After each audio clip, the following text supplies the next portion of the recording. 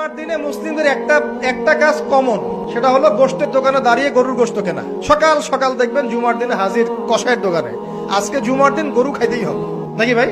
কথাটা কি ঠিক না বেঠিক? দেখবেন শহরের যতগুলো কসাইখানা আছে সকাল সকাল হাজির জুমার দিন গোশত খাইতে হবে। অথচ জুমার দিনটা এত ইম্পর্টেন্ট, এই দিনে দোয়া কবুল হয়। যে কোনো দোয়া আল্লাহর কাছে চাবেন কবুল হবে। এই দিনে সূরা কাহাফ পড়তে হয়, এই দিনে তাড়াতাড়ি মসজিদে আসতে হয়, গোসল করে সুগন্ধি মেখে সুন্দর কাপড় পরে ইমামের কাছাকাছি এসে বসতে হয়। তাহলে প্রত্যেক কদমে 1 বছরের রোজা, 1 বছরের তাহাজ্জুদে নেকি হয়। তো জুমার দিন খুবই ইম্পর্টেন্ট। দেখবেন জুমার দিনে কি করে, গরুর গোশত খাবে, খাওয়াই লাগবে। মুরগি খাওয়া তো যাবেই না, সবজি খাওয়া যাবেই না, ঠিক আছে? তারপরে স্ত্রী সন্তান বউ বাচ্চাকে নিয়ে সকাল সকাল বের হয়ে চলে গেলাম, সারা বিকেল ঘুরতেছি, রাত্রে ঘুরতেছি, সন্ধ্যায় ঘুরতেছি। মানে ওই দিনটা দেখবেন গান বাজনা, পার্টি, এই বিয়ের অনুষ্ঠান, এই জন্মদিন, এই ওরিয়েন্টেশন, এই অমুক তমুক সব জুমার দিনে। অথচ জুমার দিনটাকে আল্লাহ পাক দিয়েছেন ওয়া শাহিদ, সাক্ষ্যদাতা, মানে জুমার দিন আপনাকে সাক্ষী দিবে আপনি এই দিন কি করেছেন।